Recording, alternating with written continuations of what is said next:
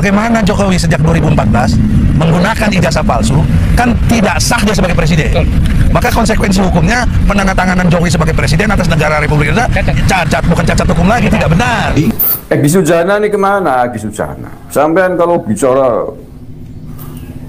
menggelegar keluar-keluar, tapi ketika diundang untuk klarifikasi saja mangkir.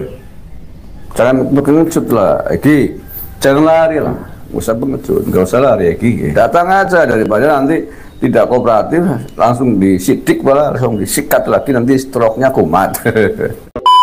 Para pengagum Jokowi yang jumlahnya puluhan juta dulu memang benar-benar kagum pada sosok Jokowi yang sangat lihai melakukan tebar pesona. Hanya saja tebar pesona Jokowi merupakan tebar kepalsuan. Bahkan para pengamat bayaran berlomba-lomba memuji Jokowi sebagai media darling. Pak Amin Rais, coba kepala kamu sendiri itu dijebol, coba isinya apa coba?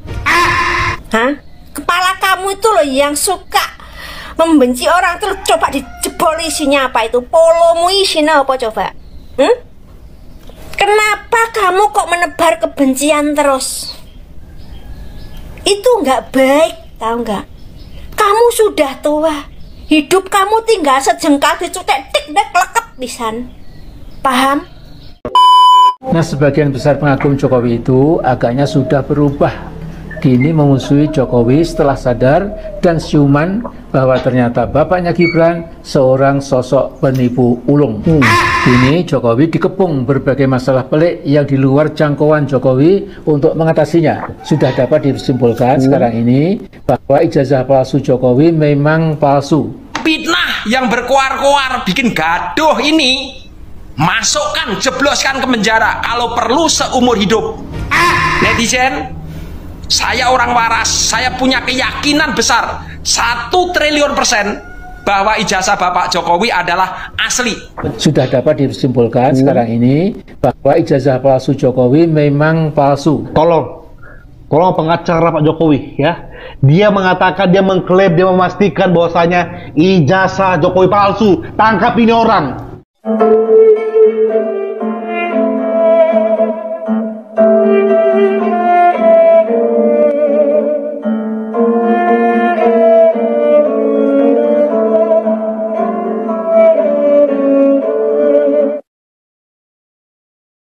Assalamualaikum warahmatullahi wabarakatuh. Sahabat Nahkoda dimanapun kalian berada, semoga kita semua selalu dalam lindungan Allah Subhanahu wa Ta'ala. Salam persaudaraan untuk teman-teman yang ada di seluruh Nusantara, dari Sabang sampai Merauke, dari Miangas hingga Pulau Rote. Baik, untuk menonton video ini jangan di-skip biar tidak gagal paham. Di kesempatan kali ini saya akan memutarkan sebuah video dari Gusmar, pemilik channel KBN Nusantara, yang menanggapi Egy Sujana yang mangkir atas undangan Polda Metro Jaya ya kemarin untuk dimintai klarifikasi. Jadi kemarin itu 3 orang diundang, yaitu Roy Suryo, Dr. Tifa, dan Egy Sujana. Dari 3 orang ini yang diundang oleh Polda Metro Jaya untuk dimintai klarifikasi atas laporan Pak Jokowi beberapa waktu yang lalu, itu Egy Sujana yang tidak datang. Roy Suryo datang, Dr. Tifa datang, Egy Sujana tidak datang. Nah, kita tonton dulu video penjelasan dari Gusmar, pemilik channel KBN Nusantara, terkait masalah itu. Simak. Bagaimana Jokowi sejak 2014 menggunakan ijazah palsu, kan tidak sah dia sebagai presiden. Maka konsekuensi hukumnya penandatanganan Jokowi sebagai presiden atas negara Republik Indonesia cacat, bukan cacat hukum lagi, tidak benar. Ada 3 orang, sebagaimana yang kita ketahui hari ini, yang dipanggil oleh Polda Metro Jaya terkait dengan laporannya Pak Jokowi. Siapakah 3 orang itu? Yaitu Egy Sujana, Roy Suryo, dan Tifa, atau yang akrab disapa Dr. Tifa. Ketiganya diundang, sebenarnya lebih tepat diundang oleh Polda Metro Jaya untuk menjalani pemeriksaan klarifikasi terkait laporannya Pak Jokowi itu. Dari 3 orang itu yang hadir ke Polda Metro pagi tadi sekitar pukul 9, hanya 2 orang, yakni Suryo dan Tifa. Egy Sujana tidak tahu kemana jeluntrungnya, ngumpet di mana. Yang jelas polisi memberikan keterangan bahwa Egy Sujana sampai siang hari ini belum menampakkan hidungnya di kawasan Polda Metro Jaya, sesuai dengan tujuannya untuk menjalani pemeriksaan klarifikasi. Apakah takut ataukah sakit? Allah alam. Biasanya kalau Egy Sujana itu alasannya sakit. Macam-macam itu orang kalau dipanggil. Egy Sujana ini kemana? Egy Sujana. Sampean kalau bicara menggelegar keluar-keluar, tapi ketika diundang untuk klarifikasi saja mangkir. Jangan pengecut lah, Egy. Jangan lari lah. Nggak usah pengecut, nggak usah lari, Egy. Masa sudah bola-balik kan, Egy kan udah bola-balik berurusan dengan polisi. 2019 yang lalu dia pernah berbaju oranye ketika ditangkap oleh polisi usai Pilpres 2019, kasus dugaan makar. Dia ditangkap tersangka pakai baju oranye. Jadi nggak usah takut lah, Pak Egy. Nggak usah takut, datang aja, daripada nanti tidak kooperatif langsung disidik, malah langsung disikat lagi, nanti stroke-nya kumat. Cukup kalian sudah melihat, menyaksikan, mendengarkan, menonton video tersebut tadi, apa yang disampaikan oleh Gusmar, pemilik channel KBN Nusantara, terhadap 3 orang yang diundang oleh Polda Metro Jaya untuk dimintai klarifikasi. Dari 3 orang itu yang dipanggil adalah Roy Suryo, Dr. Tifa, dan Egy Sujana. Dari 3 orang, 2 orang yang hadir. Yang tidak hadir itu Egy Sujana. Jadi Egy Sujana ini beberapa minggu yang lalu sebelum dipanggil, sebelum diundang oleh Polda Metro Jaya untuk dimintai klarifikasi, ya garang sekali, bahkan happy katanya. Kemudian teriak-teriak itu palsu katanya. Ya, itu banyak sekali videonya yang beredar di media sosial. Namun ketika diundang oleh Kapolda Metro Jaya untuk dimintai klarifikasi, ya mangkir, tidak datang. Kata orang-orang TPUA sih sakit katanya. Terlepas itu benar atau tidak, kita belum tahu apakah Egy Sujana benar sakit atau memang pura-pura sakit, karena tidak jelas beritanya. Kecuali ada video, ada gambar rumah sakit mana, muncul berita-berita di media besar seperti CNN, Kompas, dan lain sebagainya. Itu baru akurat.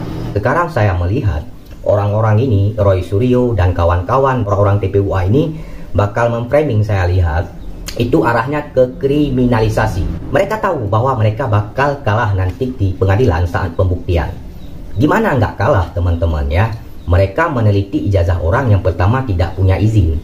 Ijazah itu sebuah hal yang bersifat privasi. Ketika kita meneliti harus punya izin dulu dari yang bersangkutan. Di situ aja mereka udah salah.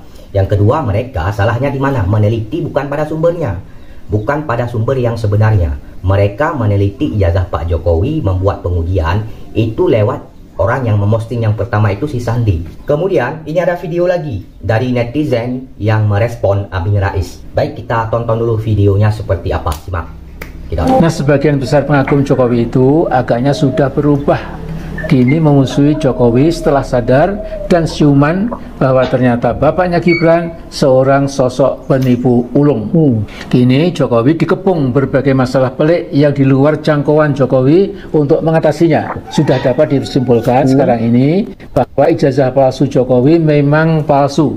Fitnah yang berkoar-koar bikin gaduh ini, masukkan, jebloskan ke penjara, kalau perlu seumur hidup.